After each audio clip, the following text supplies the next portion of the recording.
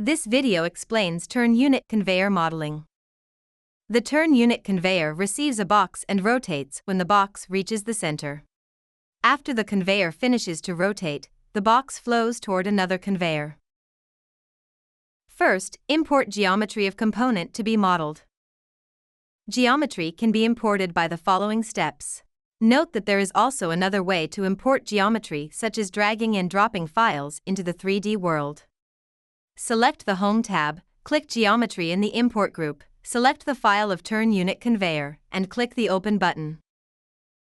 Check each item in the Import Model window and click Import.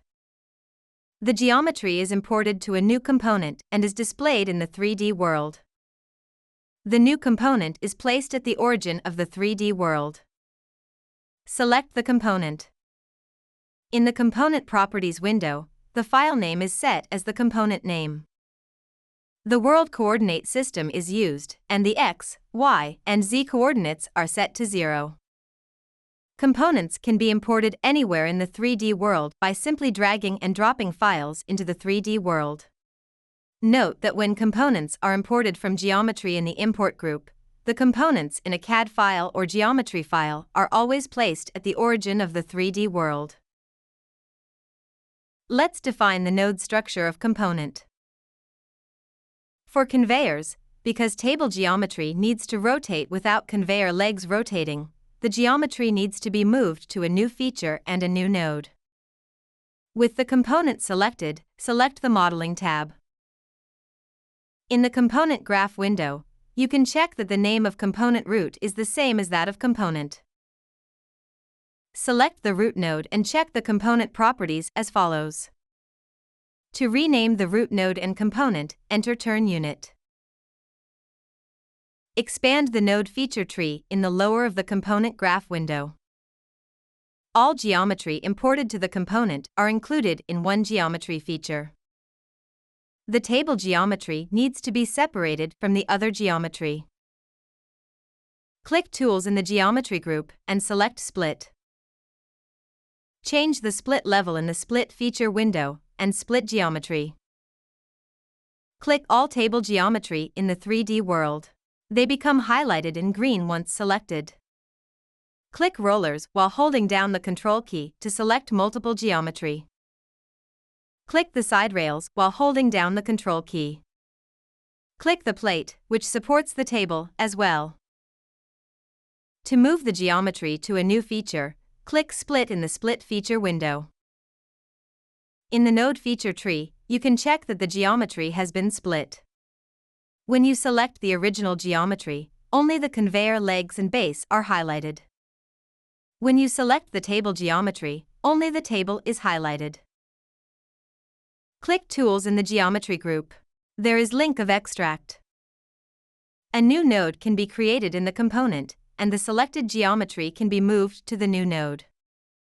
By clicking Link, a new node is selected and the geometry in the 3D world becomes highlighted in blue. You can check that the new node has been added in the Component Graph window. Next, let's set a motion to the table geometry.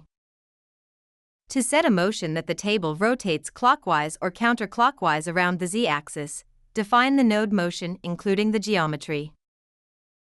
Click Link_1, which is the node added to the Component Graph window. Change Fixed to Rotational in Joint Type of the Link Properties window. Additional setting items will be displayed. Check that axis is set to +Z. In Joint Properties, name is set to J1 and controller is set to null at this point. Since a servo controller or robot controller has not yet been set for the component, select New Servo Controller from the pull-down selection of Controller to add a new servo controller, which is automatically configured. The servo controller is added under Behaviors in the Component Graph window. Click Servo Controller. Since J1 is set to Joints in the Properties window, the servo controller can control J1. Component is set to Root node and Link is set to Flange node. To check the motion of Link, use Interact in the Manipulation group. The joint property of the node, including geometry, automatically defines the node movement. By operating the node, You can check that the table geometry moves and rotates around the z-axis. To reset the joint movement, click the Simulation Reset button. The joint value will be reset to 0. Click link_1. The J1 value in the Link Properties window is set to 0. Next, let's add a path to move the component along the conveyor. Add a frame so that the path can refer to the position in the 3D world. A frame is required for start, middle, and end positions of the table. Select the Modeling tab, click Features in the Geometry group, and select Frame. A new frame is added. Change the name to Begin Frame. To change the frame position, enter 700 for the coordinate z. The frame position moves to the top face of the table. Enter -600 for the coordinate x. The frame moves to the start position of the table. To hide the frame display in the 3D world, click Frame Types on the 3D World toolbar and deselect the checkbox of frames. Add a frame to the middle position in the same procedure. Click Features in the Geometry group and select Frame. Change the name to Mid-Frame. Enter 700 for the coordinate z. The frame moves to match the table's height. The coordinate x does not need to be changed because the frame is placed in the center of the table by default. Add a frame to the end position. Click Features in the Geometry group and select Frame. Change the name to End Frame.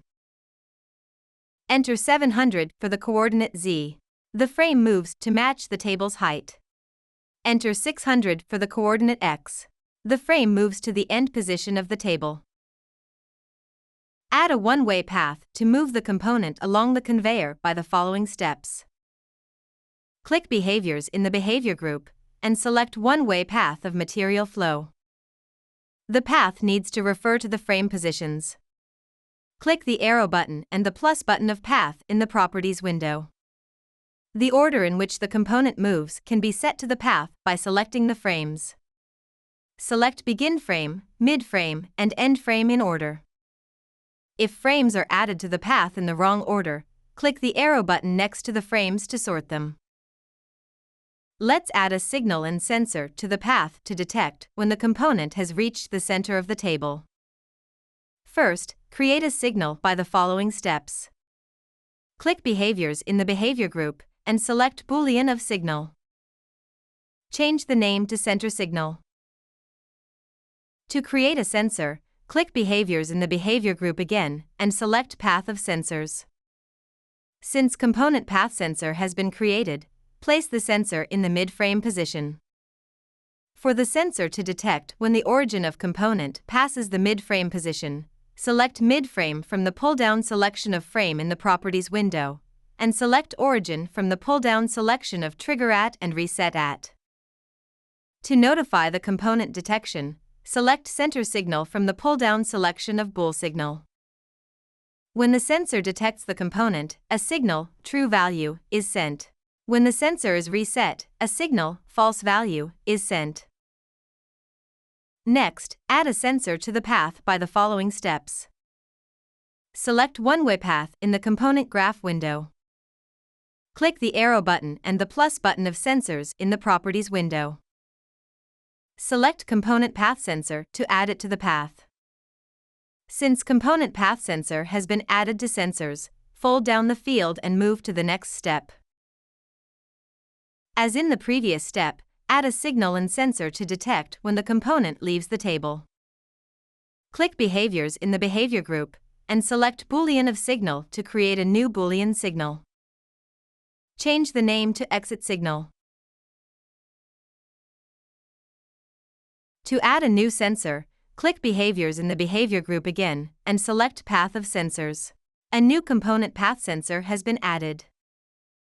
To place the sensor in the end frame position, select End Frame from the pull-down selection of Frame in the Properties window. For the sensor to detect when the last edge of the component passes the sensor, select Trailing Edge from the pull-down selection of Trigger At and Reset At.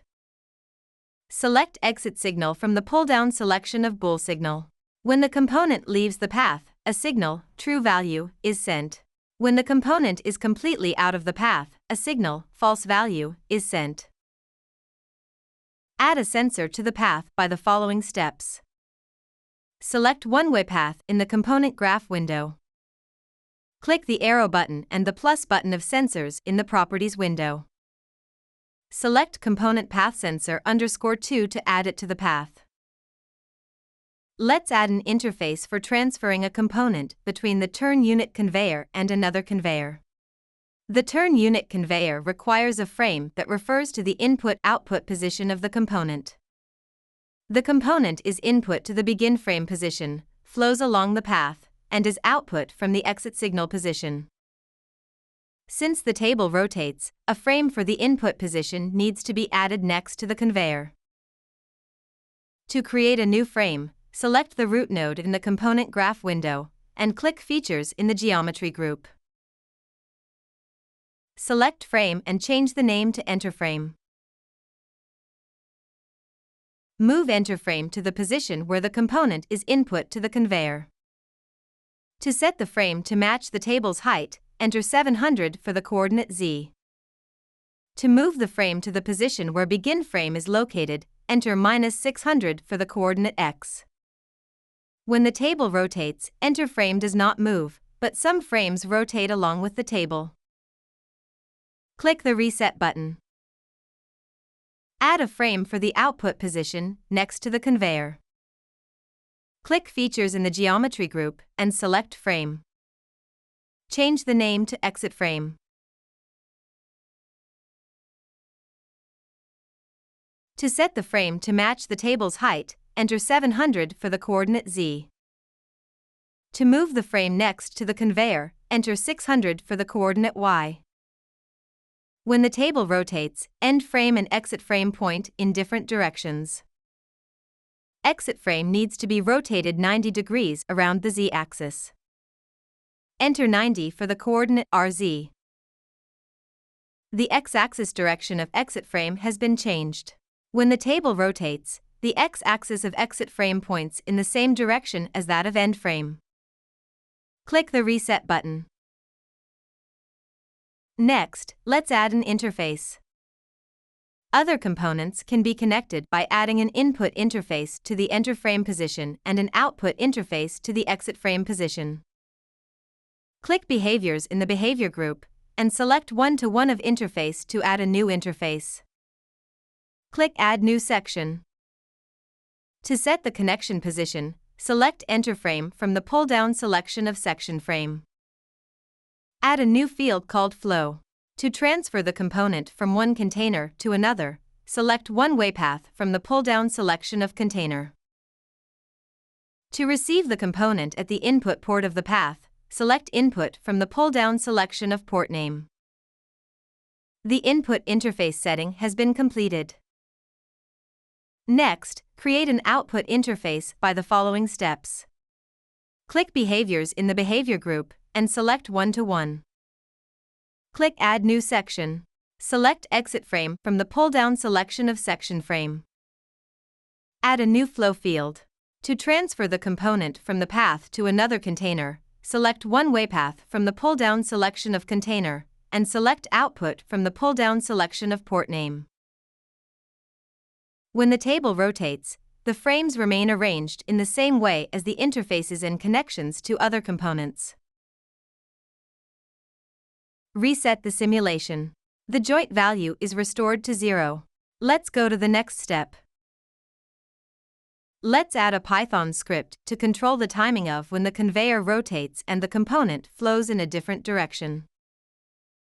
Click Behaviors in the Behavior group and select Python script of Miscellaneous.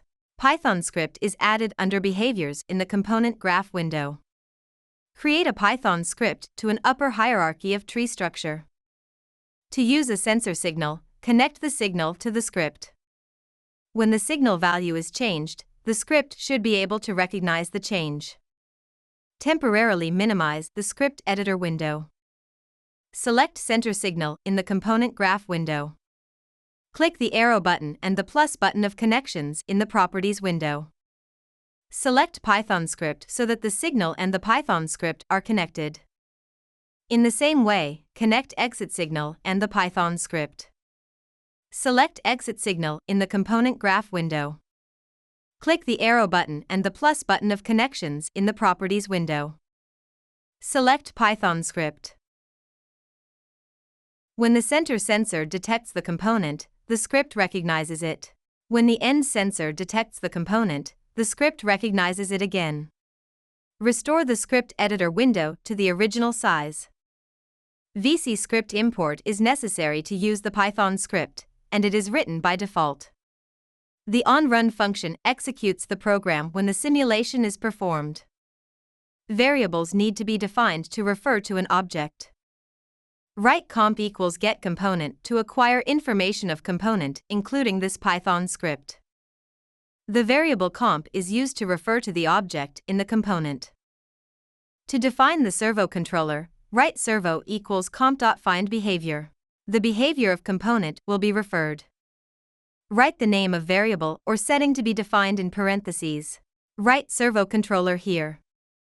To define the one-way path, write path equals comp.findBehavior and one-way path in parentheses. Next, write a description for performing loop processing. Write app equals get application. Entire Gemini application information can be acquired. Write sim equals app.simulation to control a simulation in the 3D world. Write while sim.is running equals true : to loop the program during simulation. Writing while true : also performs the same processing. However, an error is likely to occur. Therefore, the conditional formula that indicates that the simulation is being performed is used. Write trigger condition. This function waits until the center sensor sends a signal in the true state. Write getTrigger.value equals true in parentheses, which is the trigger and its value to execute the program.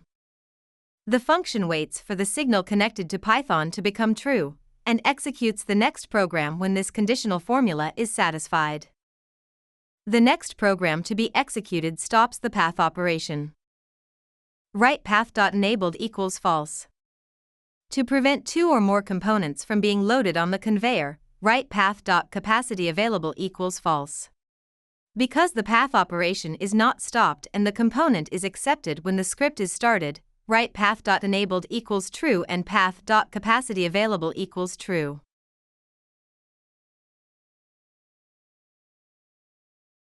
Configure the settings to check that only one component is on the path at a time by the following steps. Select one-way path in the Component Graph window and set 1 to capacity in the Properties window. Return to the script. To rotate the conveyor joint while the path is stopped, write servo.move. Therefore, the joint controlled by the servo controller can be moved. To rotate the joint 90 degrees, write 90 in parentheses. To activate the path after the joint rotates 90 degrees, write path.enabled equals true. No components are accepted until a component is output from the conveyor after the joint rotates. This function waits until a signal is sent in the true state. Use the trigger condition function again. Write getTrigger.value equals true in parentheses. Detecting a work object by the center sensor is the first trigger in this script. Therefore, the table can be rotated only while the value is true. This function waits until a component is output from the conveyor, and the end sensor also waits until the value becomes true. To rotate the conveyor and accept a new component after the current component is output, write the script as follows. Write servo.move parentheses.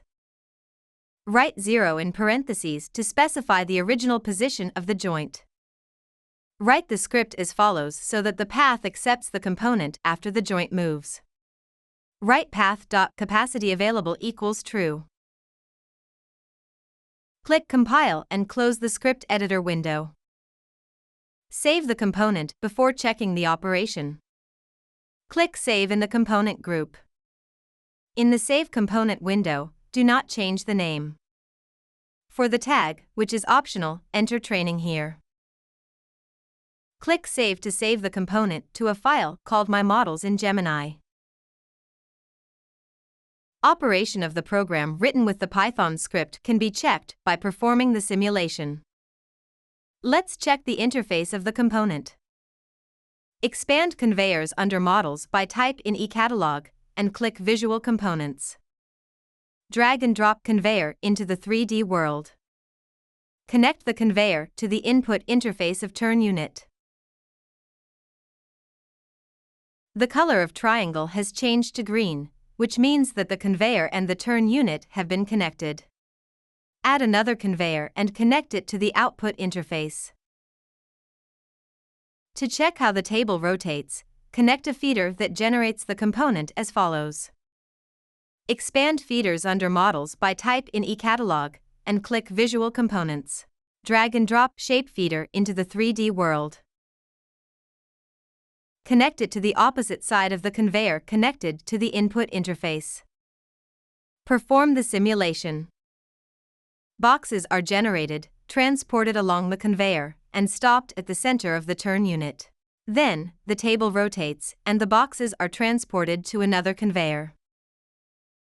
This is the end of the explanation of turn unit conveyor modeling. Thank you for watching.